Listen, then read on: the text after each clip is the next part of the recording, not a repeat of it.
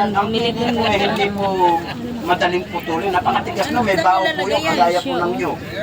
Yung haplas. Opo, para sa rayuma, arthritis. Bababad sa langis? Eh, wag na po. Ma'am, Wag niyo na pong naglalangis ibababad. na yung bunga niya. Ganito po ang gagawin. Puputulin lang ninyo parang sa kalamansi. O, ayan na po siya. O. O.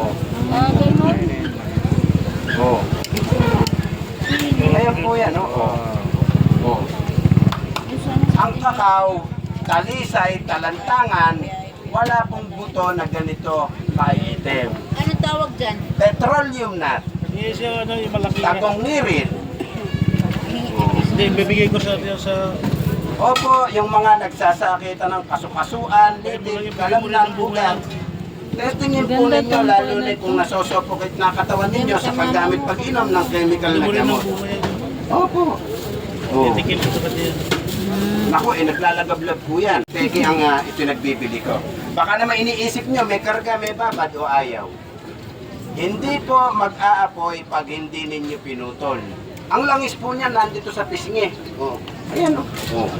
May butas-butas po yan, doon po nakabudega. O, tingnan po ninyo pati yung tubig nag-aapoy dito.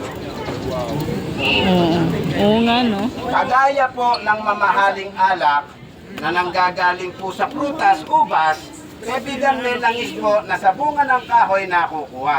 Subukan Yan po yung ninyo, magandang napakabango, haplas napakasarap na po to, nitong subukan. inaamoy habang Wala namang mawala nakikipagsiksikan sa kung napakarami susubukan. ng tao. 100 lang, sir. Oh. Habang kayo nakikipagsiksikan sa maraming tao, Ano yun sa ganito?